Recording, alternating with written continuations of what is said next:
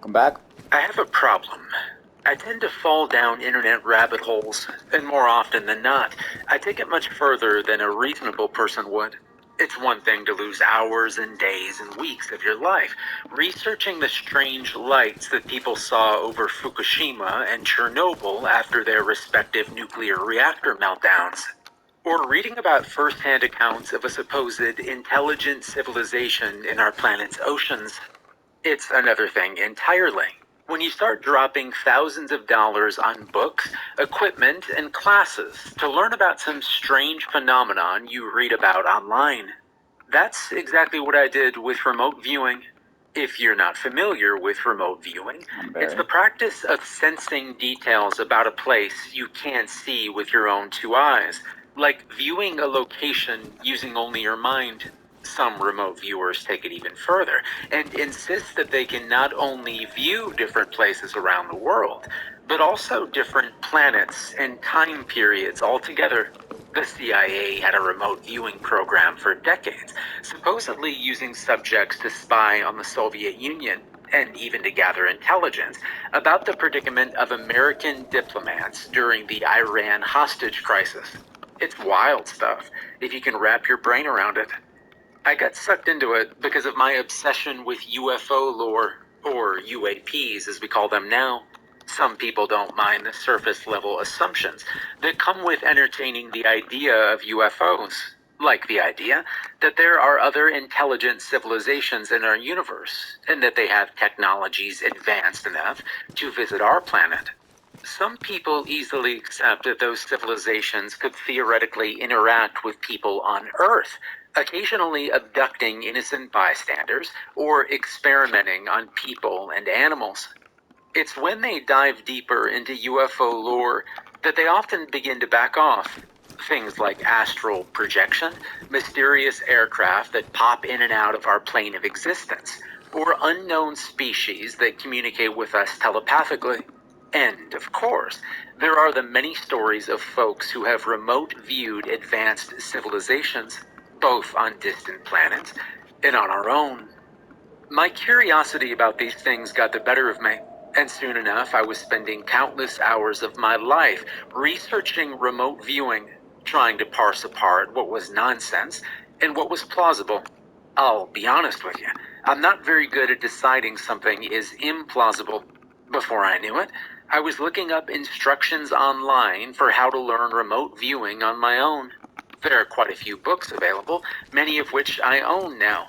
But I'm really more of a hands-on learner, so I eventually accepted that if I wanted to give this an earnest shot, then I was going to need more than that. I came across a 6-month online course, normally priced at $399.99, but on sale that week for $279. That's a 30% discount, in case you were wondering. I entered my info and my credit card number, and I was on my way to becoming a certified remote viewer. The course included 6 different modules, each of which contained several different classes and activities to try at home. There was a built-in messaging system we could use to interact with the instructors and with other students, to ask questions, share our successes, and test each other's skills as we progressed through the coursework. The first module was all about theory. There was an analogy they used frequently throughout the first module, comparing remote viewing to learning how to play the piano. We were taught that with a clear mind and good intentions, anyone can learn how to remote view. But only a few people in the world were truly prodigies. I would eventually learn that I was one of those few people. The second module was when we started to actually learn how to remote view. They taught us to begin each session with a 20-minute meditation to calm our minds and to set our brain waves to the proper frequency. We'd start each meditation lying down, and the instructor would guide us through the process of noticing each individual part of our bodies, each unique physical sensation we were experiencing. And every point of contact with our bed, our pillow, and the clothes we were wearing, we'd shift our focus internally and notice our heartbeat, notice our mood for the day, notice if there were any lingering anxieties we were feeling. Then, we'd let our attention settle on our breath. noticing the feeling of air moving in and out through our noses, and the feeling of our chest inflating and deflating with each breath in and out. We were to focus on that feeling for 20 minutes each session. If we found our mind wandering off to any other thoughts or feelings, we were to notice the distraction and simply return our attention to the breath. When the meditation was over, we kept our eyes closed, and the instructor would direct us to draw our attention to a manila envelope on her desk. Within each envelope, there was an image, and we were supposed to view what the image was without seeing it with our eyes, from the comfort and safety of our homes. They told us to never strain ourselves and just explore what we were seeing and feeling in our own minds. Curiosity and gentleness were key. In fact, they told us the first rule of remote viewing was to be curious. I'd find myself having little visions of details dancing on the edge of my consciousness, and an innate sense of understanding the intention behind what was in the envelope. After each session, we were supposed to draw what we saw and list details of what we felt about the intention of the image. Then, the instructor would show us the images so we could pick apart what was real and what was imagined. Imagination is a common form of interference in remote viewing, so it's important to learn when your own brain is getting in the way. It wasn't a problem I was having too much trouble with. In our first session, I drew a stick figure sitting on the ground, and I wrote that the intention was powerful, and the figure was emanating energy. When the instructor pulled the image from the envelope, it was a genderless figure sitting cross-legged in space, meditating and emitting an aura. I was shook. Not everyone had as much success in that first session as I did. One person drew a rough outline of some sort of animal, and she told us that she thought it was supposed to be an elephant. Another guy drew a skyscraper, standing tall against a skyline of other skyscrapers. The instructor assured everyone that their drawing had some level of truth to it, and that the next few months would be focused on learning how to ease that truth out from the interference of our imaginations. Nevertheless, the next session had significantly fewer participants than we had on that first day of hands-on learning, and our instructor took time to remind everyone that we all agreed to terms of service that explicitly said no refunds for any reason when we signed up. As the course progressed, we eventually moved on to remote viewing more challenging things. We'd remote view each other at specific times, then report on what we saw, while the student who played the role of target confirmed whether or not the viewer accurately described what they were doing at the time. More people dropped out at a pretty steady rate, but there were still several students who were wholly committed to learning the practice, and all of their predictions became more and more refined as the months went by. I was always the best student in the class, but my skills also improved dramatically as I learned when and how my mind was interfering with my visions, and how to calm my mind to block these interferences out completely. While others in class still described the process as carefully exploring vague images and intuitions, my remote viewing sessions became clearer and clearer until it felt like I was physically at the location I was viewing. In one exercise, when I viewed a classmate, I could clearly see him folding his laundry on his classic car-themed bedspread, and I could hear the AC/DC song he was listening to in the background. I saw his nightstand with his alarm clock and a lamp shaped like a 1950s gas pump, with his credit card sitting face up on the surface. The instructor stopped me in the middle of reading the credit card number out loud, so as not to invade the other students' privacy more than what was necessary. It wasn't long before a lot of us who were left became friends. We'd use the chat function that came with the course to keep in touch with each other between sessions, and we'd give each other little challenges throughout the week or brainstorm interesting places to visit. I've seen the view of Manhattan from the top of the Empire State Building. I've seen the inside of the Taj Mahal. I've been to the pyramids of Giza, and I've explored the bottom of the Mariana Trench, all without leaving my bedroom. At one point, one of my classmates challenged me to view Area 51, but I was surprised to find that I couldn't see inside, as though something was blocking it out. I guess maybe government secrets are protected or shielded from remote viewers somehow. The CIA once allocated a lot of money towards studying the phenomenon after all. We learned in class that there are many different ways to use remote viewing, from exploring the past to viewing very distant places, to even viewing the future.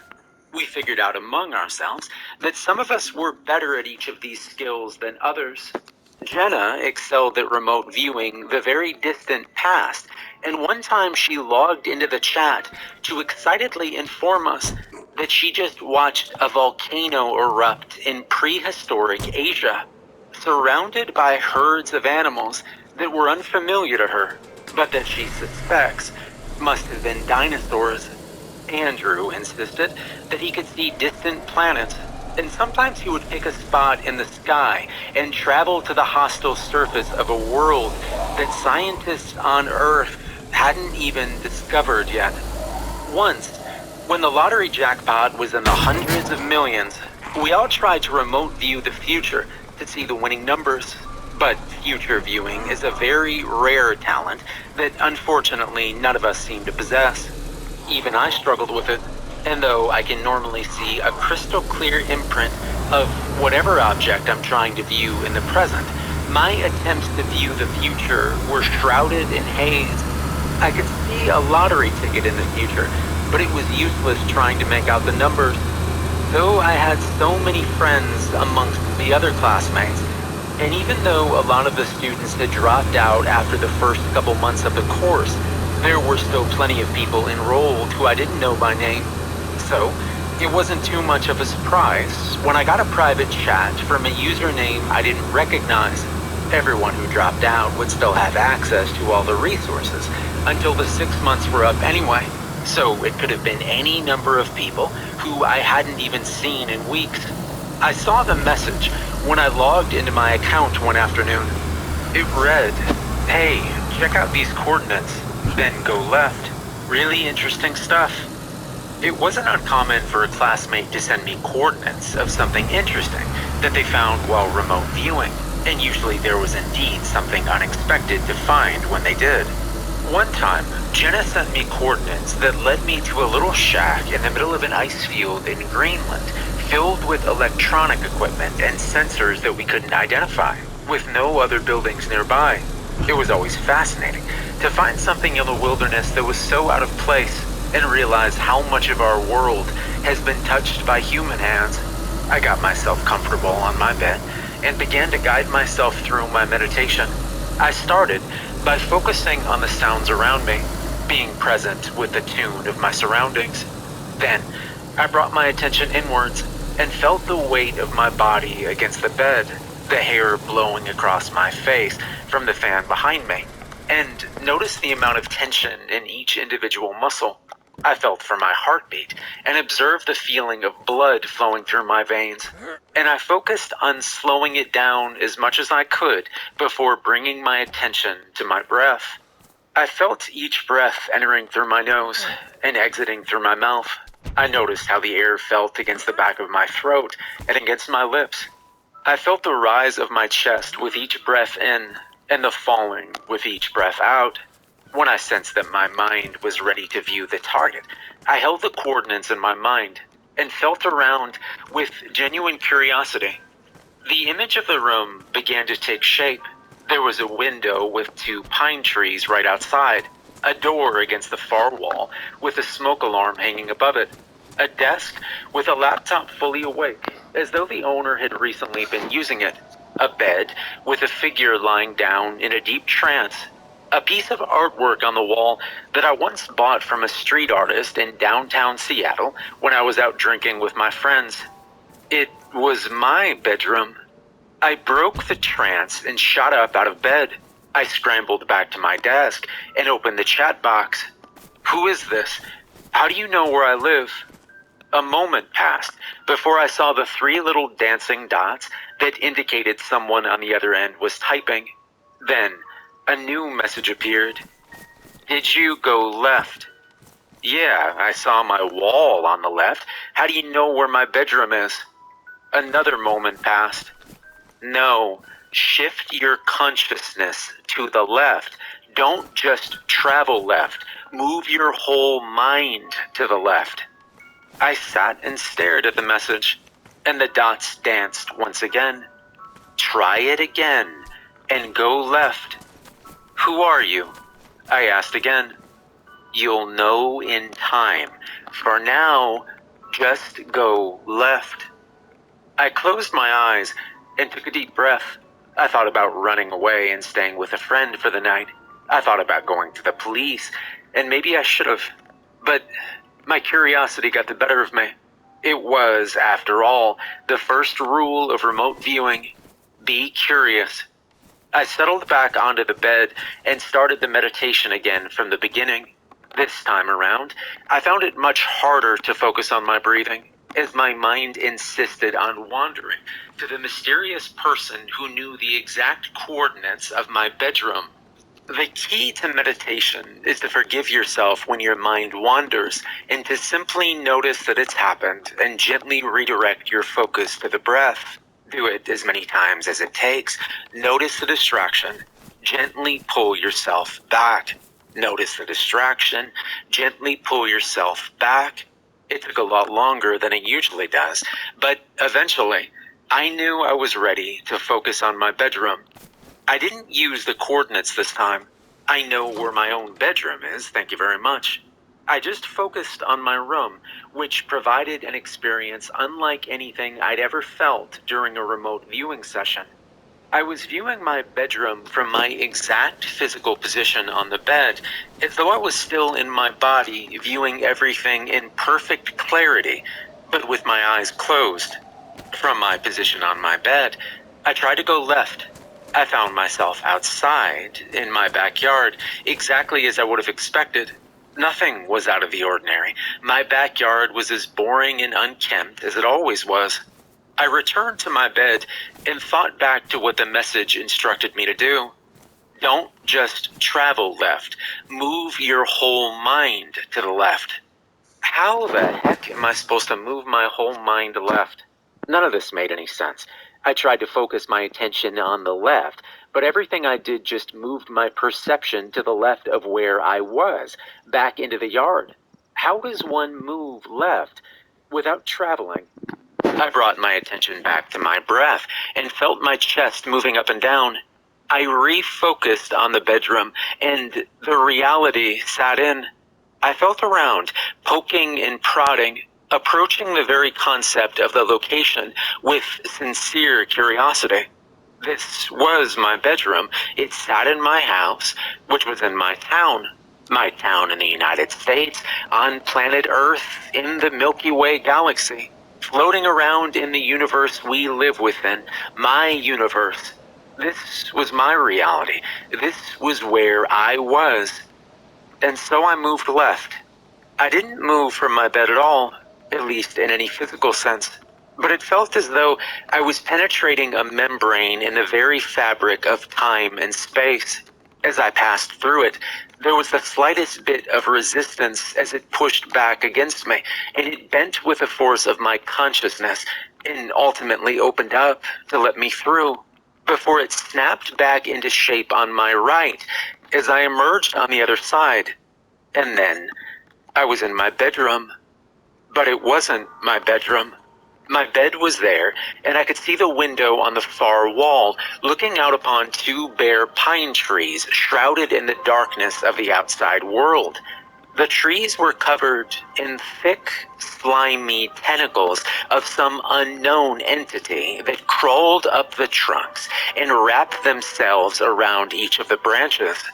Every few seconds, a flash of green light would illuminate the sky, revealing dark purple clouds that seemed unnatural and toxic, before a crash of metallic thunder would shake the house around me. The air smelled putrid, like the sweet, rotting eggs of a creature too dreadful to exist in my own plane of reality. The floor of my bedroom was covered with a thick, viscous slime, and I realized that it was on my bed as well. I could feel it where I was laying, and I felt sick to my stomach, even though I knew it was just the perceptions of my remote viewing. My art piece was on the wall, shredded apart with pieces of canvas hanging below the original frame, as though ripped away by claws the size of my face. My laptop was still on and unlocked, even in this reality, as though someone had recently been using it. I shifted my view to the left of where I was lying on the bed and saw a face just inches from me. A disgusting, wide-eyed face, filled with madness and malice, bearing an open-mouthed grin full of lunacy, revealing deep yellow-stained teeth. There was slime hanging from its smiling lips. It was my face. Before I broke my connection to this horrifying reality, I noticed two shimmering, clammy, scaly tentacles protruding from my body. One wrapped around its waist, and one wrapped around its neck. I shot up from my bed, back in the safety of my own bedroom in my own reality, having severed the connection to whatever was there waiting in the bedroom to the left of me. I was covered in sweat, and my heart was pounding, and I wondered how I managed to keep myself in a deep enough meditation to view so much for so long. I guess the classes really were worth taking. I sat back at my desk and opened the chat box. What the hell was that? I typed and hit enter. A few minutes went by before I saw that whoever was on the other side was typing a response. That's the world to the left. What does that even mean? I replied. I don't understand. Are you so arrogant to think that your reality is the only reality? There are many universes, stacked on top of each other and side to side. That was the one next door, the one to the left of you. It's always there, always inches away, always looking for a way to break into your world. There was a pause, and I pondered what this meant. Everything I just saw, the ruin, the despair, the green lightning, the deranged, smiling version of myself, all of it was right here next to me. Just a slight shift of perception away. Always just mere inches to the left, in another plane of existence. Another message appeared on the screen. How long do you think it'll be before we succeed? This has to be a trick, I typed back. Who are you? It's not a trick. You saw it there in your own bedroom. It's the same everywhere. Go look. And so I did. I slammed my laptop shut and I meditated, traveling to as many places across the globe as I could think of. In San Francisco, I went left and saw a city of ruin and a Golden Gate Bridge wrapped in the same thick, slimy tentacles that were in my bedroom. In the frozen deserts of Antarctica, I went left and saw dark purple storm clouds that gave birth to bright flashes of green lightning, followed by the loud boom of an eerie metallic thunder.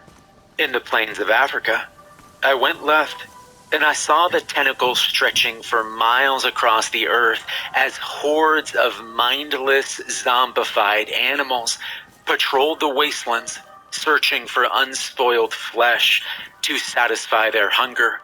I checked Germany, I checked Japan, I checked New York, Vancouver, Shanghai, and Mumbai. It was all the same, all rotten, all shrouded in death and darkness and putrid, sweet-smelling, toxic madness. I checked one last location, fearing the worst, and yet knowing exactly what I'd find. From the International Space Station, I sat in the reality to the left and I gazed down upon the earth, and I saw storms raging across the planet, the clouds all emitting a purple glow and flashing green lightning around the world. Where there were no storms, there was black smoke rising from the scorched ground below. The moon emerged from behind the strange, unfamiliar earth, glowing in a deep blood red I'll never be able to forget. The person who sent me the message, they were right. It was all tainted here. There was no goodness left, nothing left to save. I felt the tears welling up in my eyes as I returned to my body in my bedroom and sat up in my bed. But it was useless to cry. The world to the left was ravaged and left in ruin. But mine was still here. My friends and my family in that reality were lost to whatever horrible destiny had fallen upon that earth. But they were still here with me on this one. Whatever the fate of that cursed universe right next to ours and just out of reach, it wasn't my problem. I'd never have to see it or whatever caused all that destruction again if I chose not to. My world was here. My world was fine. I decided in that moment to check up on my loved ones and reconnect with everyone in my life who I cared for.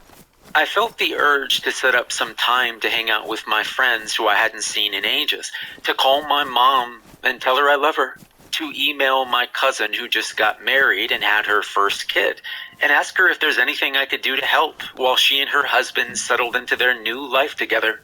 There are a lot of places that I can see with remote viewing, but how much was I missing because of my obsession with seeing places I could never experience in the flesh? I realized I was craving real connection that could never be filled with the sensual imprints of the places I explore in meditation.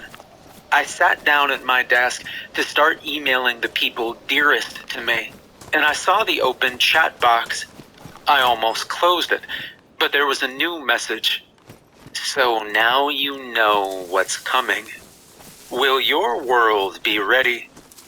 Who the hell are you? I replied furiously and hit enter. A moment passed, then 3 dancing dots. A new message. You already know. The person on the other end was typing again, but it didn't matter. They were right. My body was flooded with a sense of horror and realization all at the same time. The message read, I'm you. See you on the right side.